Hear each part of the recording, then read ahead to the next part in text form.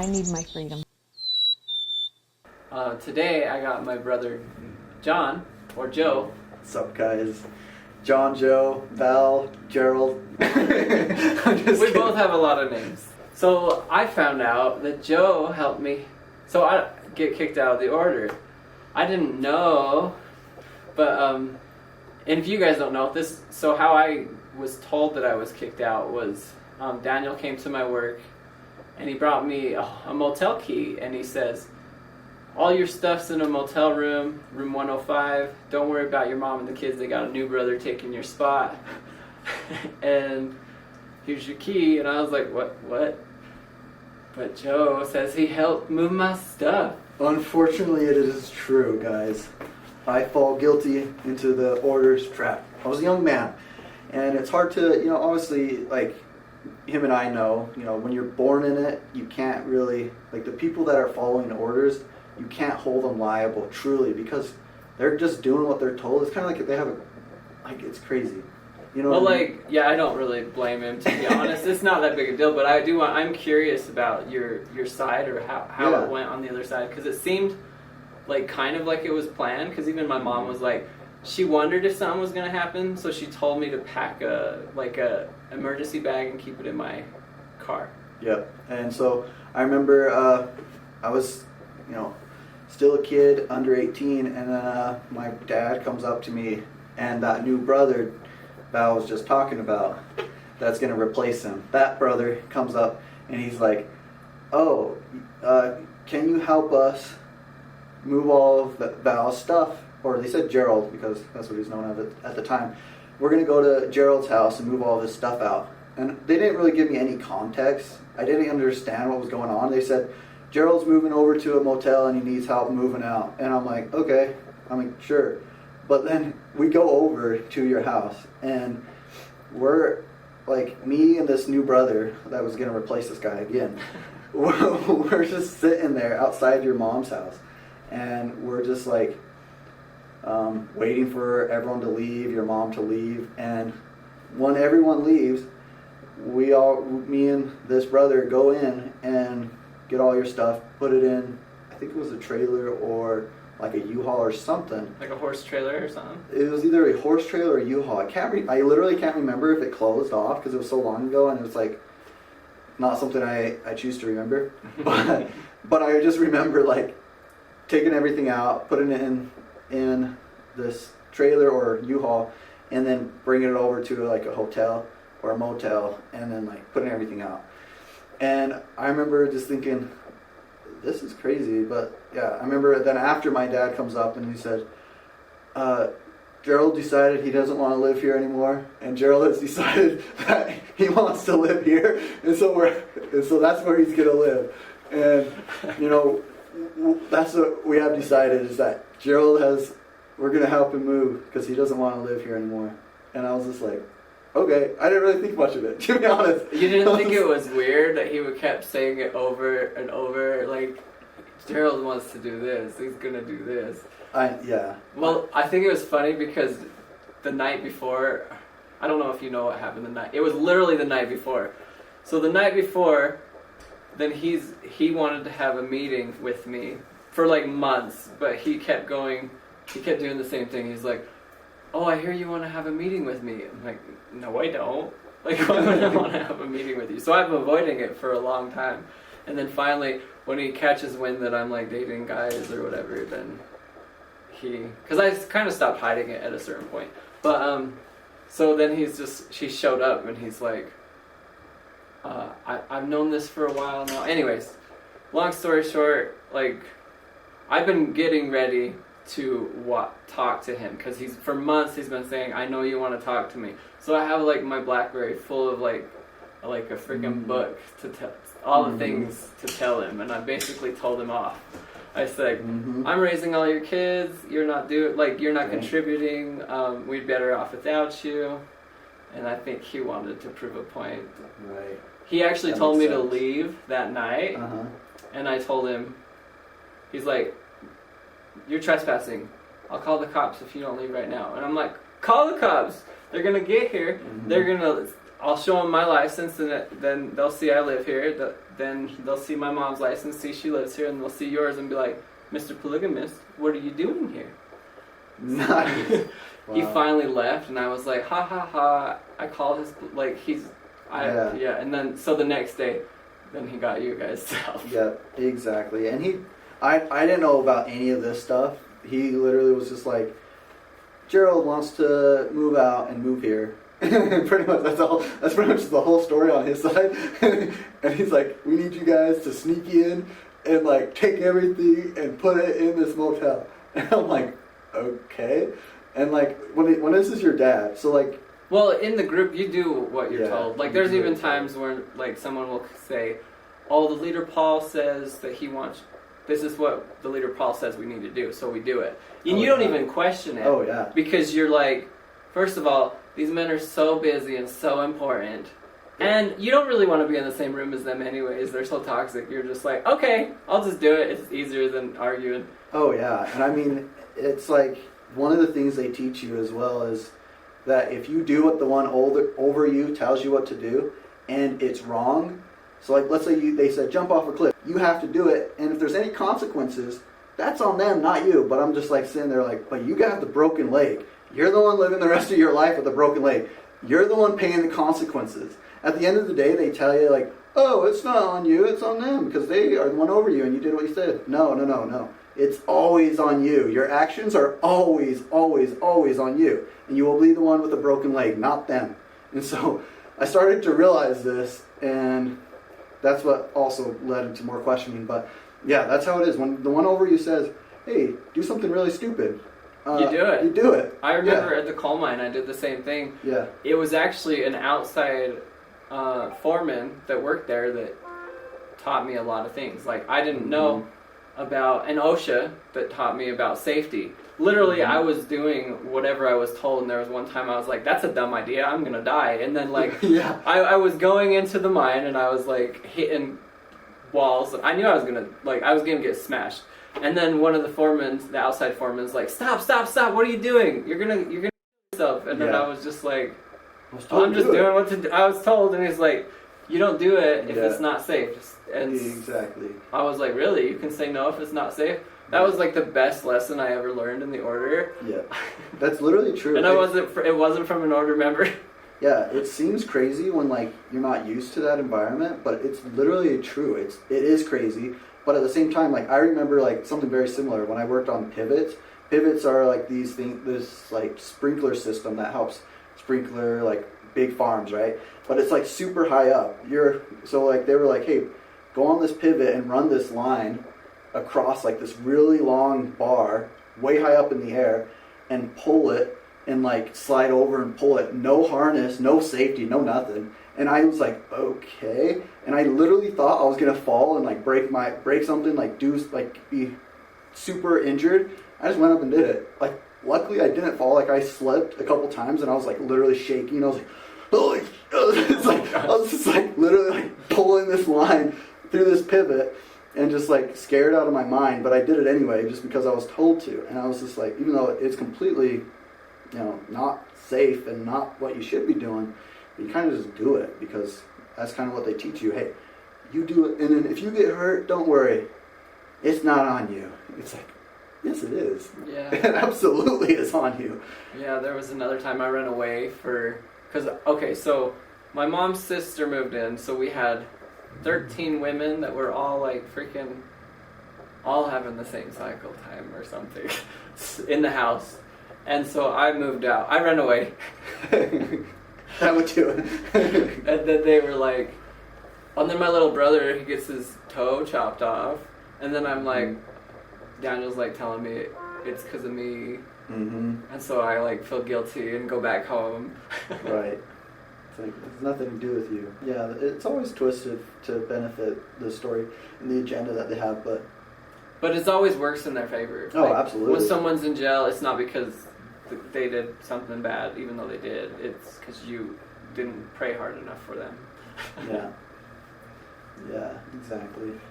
But yeah, anyway, that's the whole story. You kind of just do what you're told, but yeah. That's interesting. That's the whole story, yeah. And I was just like, I always thought it was super weird but I never really thought of it that long. Right. You know what I mean? And I was just like, huh. And then I kind of just moved on because like they keep you busy, you know, and it's kind of just in the motion of life. But yeah. And you left how much before I did again? 12 and a half. 12 and a half, yeah. Something like that. It's like almost 13. Yeah. So, but You're like 8 years did out? you? Yeah, something like that. 8 years out. Yep, that's right. Did you end up staying at that motel For one night. for one night? Yeah, because Daniel wasn't kicking me out of the order because I even told him to his face. I was like, you can't just kick me out of the order because everything's supposed to be a choice. And then it just got ridiculous. And there was people following me, and I was just like, so I stayed there for one night, and I was really paranoid. And right after I get off of the phone with my mom, because I can hear Daniel like whispering in her ear and telling her what to say, just went to go get a hamburger, and the whole time our half brother was following me. Really? Like he followed me, and I was like, well, maybe he's not following me. Maybe he's getting a hamburger too. So I just that's hilarious. So I just go in. I go inside the fast food place. I sit down. I take my sweet ass time, and I'm just like the whole time he's just in his car with the car started waiting for me, and I'm just like. And then when I go back out to the car, he follows me back to the motel, and I'm like, okay, Mom, I did not, like, if I wake up dead, it wasn't me. And you knew what brother it was? I knew who it was. Wow, that is freaky. Yeah, that is weird. Someone stalking you. I don't know if I've ever been, I'm pretty sure I've never been stalked, but like, that would freak me out. I wasn't even scared before that. So the boyfriend I had at the time broke up with me because he was like afraid of our family. He's like, they're gonna kill us, and I was just like, I wasn't afraid of our family at all. I was like, whatever. This is all just lies. They're not scary like the whole world thinks. And so I'm like thinking it's not even scary, and then I'm getting followed, and I'm like, okay, it's starting to get a little scary. Yeah, that makes sense. So then I made sure and changed my name. That makes sense. My name was legally changed before I left. Interesting. That makes a lot more sense. Yeah, that would freak me out too. Like he was there all night, or do you know how? Like, would you wake up and like see him sometimes? Yeah, he'd follow me to work. Wow. And That's crazy. The thing was, I was the manager of the kitchen, so I was able to. I knew I was being followed, so I started leaving in the middle of the day and then coming back. And in the middle of the day, I was working it out to where my name would be changed by the time I left. Wow. So I was gonna disappear because I did not know what the heck they were planning. The funny thing is like everyone watching this is like, you're being followed and you didn't call the police. It's like, we don't know what to do. Like when you're in this environment, the thing is like, yes, I understand calling the cops and saying, hey, there's a stalker like following me around. Can you get a restraining order on this guy? That's what you would do, but it's like when you're in the order and you come out, you're like, what's this person want from me? You know? Well, we're afraid of the. Yeah. We're trained to be afraid of the police. I actually. Oh yeah. I've learned to love the police. Really?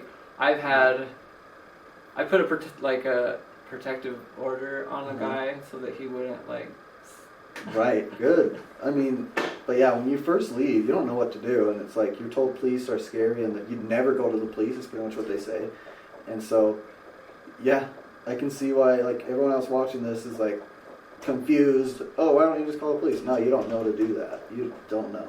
And it's I've always wondered though, to talk to you about what happened after, but it's whenever we do see each other, it's not the right moment to ask something like that, and it's always we're kind of just in the moment. We're not So after this motel, and you got your name changed. This is what I was gonna tell you. So I only stayed in the motel for one night, and then I moved all that stuff you moved in the motel. I moved it all back to my mom's. Did you actually? The next day. Oh, that's awesome! Actually, I had no idea. Honestly, literally, the next day, I just moved everything back except for some purse. I was I was gonna live in my car, so I was like, this doesn't fit in my car, so I'm just gonna put it back in my mom's house. I don't need it. You're like, why'd you move my stuff? Pretty much. Well, like, the crazy thing is, so Daniel had a point to prove. He was like, we don't need anything that's from you. Mm-hmm. Because he was just like really upset because the night before I was like, I do everything, you do nothing. So he was just like, Gerald paid for the vacuum, we don't need it. He paid for the computer, we don't need it. He paid for the TV, we don't need it. And I was like, so my mom's house is empty after that. Oh, wow. I was just like, well, I don't need it either. I'm living in a car. I'll bring it back. Wow. So I just brought it back. Yep. He's very good to show you that you're not worth it. Like, hold on a second. My dogs are being dramatic. I was gonna say, yeah, he's very good at showing that you're not worth the time and day. Like, as soon as you think that you're not gonna fall in line with what he has for you, he's very good at just showing, hey, we don't need you, and you're literally like replaceable. Like, yeah, it's just a numbers game. He don't care about any of his kids. Yeah. I mean, that's not true. He cares about the golden goose. If you're gonna be one that lays the golden eggs, and it's a numbers game for him. If you're not, the next one will do it. Yep, pretty much. And I mean, but you have to follow his way of laying the egg. Like, you can't just lay the egg, but you have to do it on his terms. So yeah. You ever notice how, like, if he has a good kid, he takes all the credit. Oh yeah, absolutely. But if he has a bad kid, that is her kid. That is not his kid. It is her fault that he's naughty. Exactly. And it's like, if you don't follow me, you're going to lose, and that's what he tries to. Preach. Yeah. There was like one of us that left before I did, and he made a point to be like, he's homeless. He was on the street. Wow. So, but then he's like, because I guess supposedly because he found him on the street and gave him like $200, he changed his life. What? And all of his kids that were ever a success needed his help. This is words that came out of his mouth to me. Wow. And so, like, when I was like, I came back to the house, I probably sound like a crazy person because I ran into Daniel there, and I was just like, it's like, I need your help. Are you gonna help me? Give me $200. Oh, nice. I was just messing around though. That's funny. That's funny. Yeah. Yeah, he always tries to take the credit, and he always, But that's the reason why they don't want you to win, is because when you don't go with what they say, then you're kind of, unproving their statements. You're proving them wrong. Yeah, so they're like just fishing for something to look at you bad. Which luckily for me, it's like, oh, he's gay.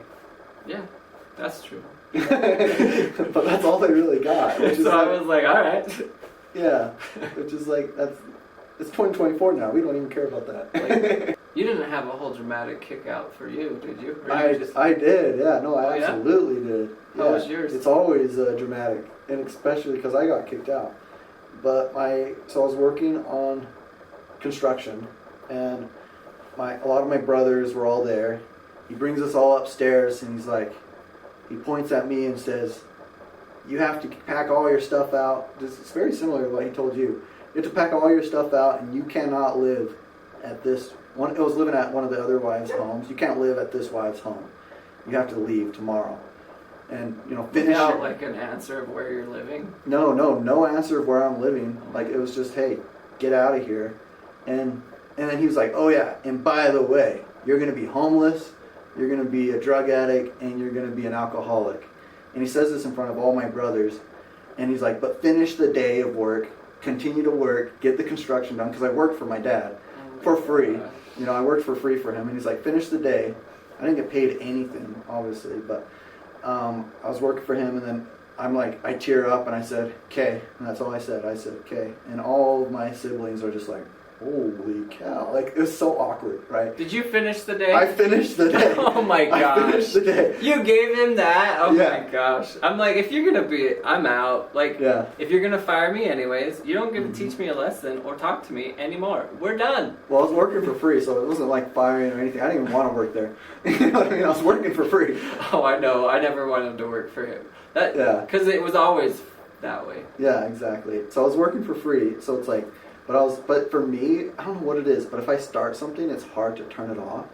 And so like I actually had no problem finishing the day Because you already started. yeah, I'm already here. I was literally working on getting the thermostat hooked up, and you're messing with the thermostat. I'm trying to get the thermostat, set up. So I'm gonna finish that, and so that's what I did. I finished up, and then my car unfortunately had no gas in it, and so I was like, well, this is convenient. The next day happens. My car has no gas, so I'm like, crap. I grab like a milk gallon, go to the gas station, fill it up. But luckily, no, it wasn't that bad. I mean, my car was so crappy it didn't matter. Okay. But it was clean. It was a clean milk gallon. But I walk it. It was probably like 2 miles. It wasn't anything crazy.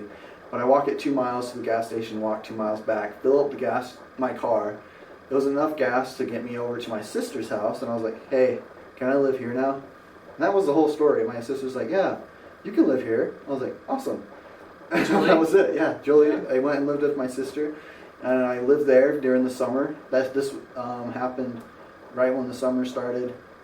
I lived at her house during the summer, and then I went to the University of Utah and lived on campus for a little bit, and then I met Pam and Ron. That's amazing. I don't know. I'm always so amazed at these people that let ex-order members come into their house, run amok. Like, because we're like wild animals. Yeah, we don't know. We're new to the game, and but it was super helpful. My older sister Julie, let me right in, and she took me in and helped me out a lot. And at the time, it meant a lot because I had nowhere else to go. I got a lot of people like that I cared about being like, "Well, I'm gonna have to replace you." Like just like finding a way to replace me. I'm no longer in the circle. I'm now going as far as the people around me. I'm going now to square zero. I'm starting over, and so there's a lot of people I cared about and just cut off. And so, yeah, it was tough. But having her there, she left before me, so having her there helped me out a lot. I was the second person to leave in my mom's family, but having her there helped tremendously. Yeah, having Julie for me helped me a lot too. Yeah, yep. It's nice when people leave before you. But she left the same time. Oh. Like, she called me. I actually didn't even know she was out of the order, and I was just like, wow, that's cool. Okay. So we just was friends. That's awesome. Yeah, especially at times like that, you really need someone, and if you have that connection, it helps a lot. So, yeah. Well, that's crazy. Isn't it interesting how they're like, when you're in the order, then you're like a brick, or you're so important. You're like, you're a piece of God's kingdom, like right. of God's house. So like you're this important piece of. They always act like it's like a brick or a pillar or something.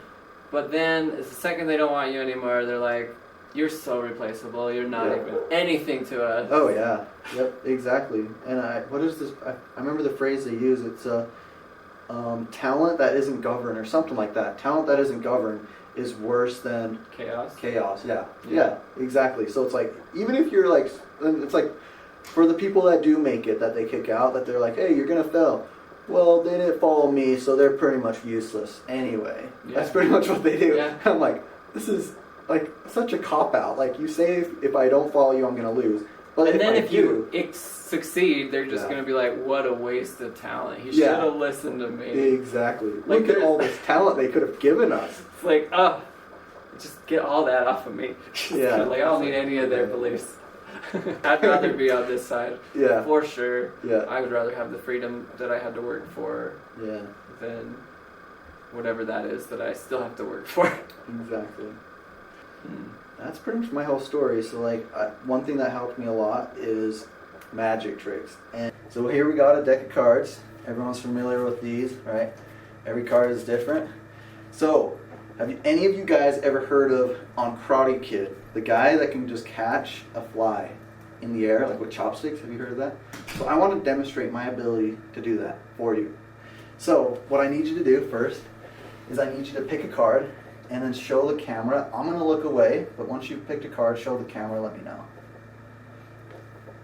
Alright. I'll move this chair here. I want to move this chair here. So the camera's got I'm it. supposed to show the camera. Yeah, let's show the camera. Okay. Alright, now just put it anywhere you like in the deck. Okay. Right there, okay. Okay. That's not your card, right? No. Okay, I'm gonna give it a quick shuffle here. So that your card is just in the middle of the deck. This is gonna be a tough one, so hopefully I can do it. All right, and if you could stand up for this one as well. Okay. All right. You're gonna just grab the cards like this, and when I tell you, you're gonna throw the cards up in the air. Okay. But don't throw it too high, about this high. Okay. And then I'm gonna catch his card. His card, he randomly picked it. Don't throw it yet. He randomly picked it. I put it in the middle of the deck, shuffled it up, and now it's in the middle of the deck. And so, just like on Karate Kid, how they caught a fly, I gotta demonstrate my abilities to do that. There's no flies here. Gerald keeps it real nice, or Val keeps it real nice here. So I'm gonna tell you when, and when I say go, then throw it up about this high. Okay. But I want you to think of your card. Before we get there, I want you to think of your card. Think of the color of the card. I'm going to try to get the color here. I'm seeing myself in a bright room, not maybe because of these lights, but I think is it a red card? Yeah. Okay. All right. 3, 2, 1, throw. I have one card. Let's see if it's the right one. Is that your card? Tell us. 10 of diamonds, is that it? Oh, that's the one. Thank you. Good job. Thank you. Yep. Are you gonna do a reveal of how you do it after? No. Absolutely. It's Karate Kid. You put it in the middle and you just. That's it. Yeah, huge announcement. It's going to be the best moment, literally, I believe, of my life. I don't know because I'm not there yet, but I've been waiting for this moment for a long time. There's a lot of things riding on this, but I'm going to be doing a magic music show June 8th in Salt Lake City at the Depot. It is downtown at the Gateway. So it's at the Depot, at the Gateway, downtown Salt Lake. Anyone that knows the area knows what I'm talking about, hopefully. But it's going to have, we're going to have a couple performers there. Look in the description, you'll see, but Mayce's going to be there. And the thing that's so crazy to me is that my little brother was like, oh, she's my crush, and he's the one that showed me who she was. And so like 8 years later, to be able to make a show with her is literally mind blowing to me. Is your little brother in the order still? You know, I am not sure. I have no idea what he's doing. Well, at least he'll be at the show. Yeah, he'll be on the show. Exactly. He will be at the show. My little brother will definitely be at the show. But and hopefully all you guys will be at the show too. Yes, please do go. It would mean a ton. It would mean the world to me. So if you can go, please do go. Macy's an incredible performer. She is really great. So like, please show some support, and you'll be able to meet me too. And so. And maybe I'll sell my merch there. So. Yeah, exactly. We'll all see each other. It would be great to meet all of y'all. Well, thanks, Joe. Thank you. Appreciate it. Thanks, guys. Thank you, guys. See you guys next time. By watching, you're not only supporting me, but you're supporting our guests as well. We appreciate you. And remember, you're a goddamn unicorn.